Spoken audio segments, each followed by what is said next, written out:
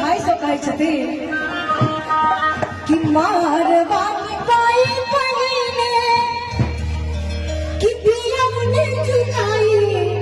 यो मोर सुंदर भैया कि यो मोर सुंदर भैया आज देखुआ छी सब गोटा सोना के चैन अंगूठी से कम नहीं लेब ठीक क्योंकि मूरत काल में हम रहबे करबै एकदम देखिए लेबै लेकिन सोना के अंगूठी और चैन जरूर लेब हमरा एगो साइकिल दे दे अहाँ के हम बुलेट दऽ देब चैन से नहीं लेब जाने बुलेट बोर्ड और की कहलखिन कि ये मोर सुंदर भैया अदियो ने कहा ना कराई मोर सुंदर भैया दियो ने कहा ना कराई मोर सुंदर भैया मारवानी पाई पड़ने मारवानी पाई पड़ने दियो ने चुकाई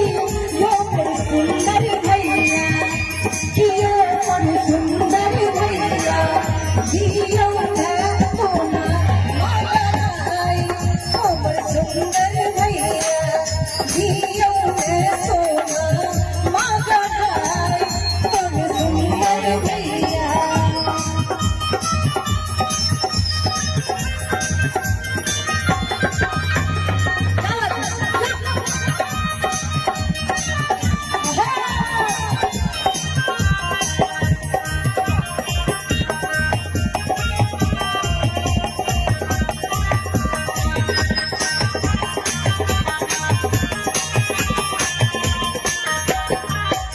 बापा के कमाइया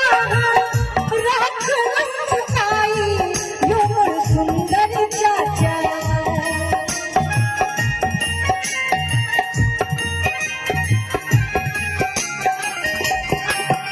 बापा के कमाइया रख रखाई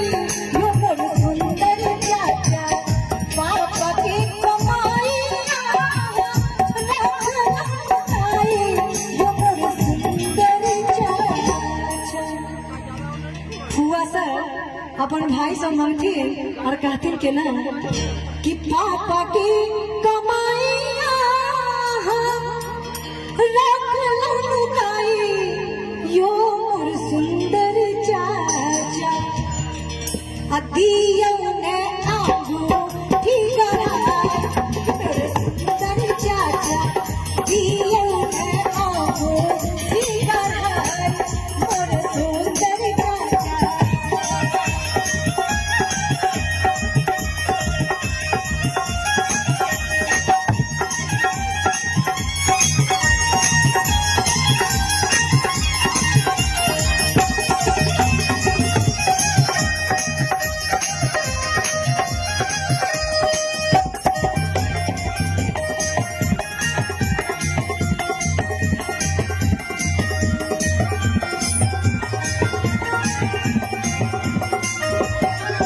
बाबा की कमाइया बाबा की कमाइया बाबा की कमाइया रख रखाई यो मोर सुंदर बाबा और बउआ के फुआ कहै छथिन बउआ के बाबा सखी कि चाची के कमाइया चाची के कमाइया रख रखाई यो मोर सुंदर बाबा कि यो मोर सुंदर बाबा और की मंगथिन फुआ जी कि दियो ने चैना माँ कमाई मोर सुंदर बाबा दियो ने चैना मोर सुंदर बाबा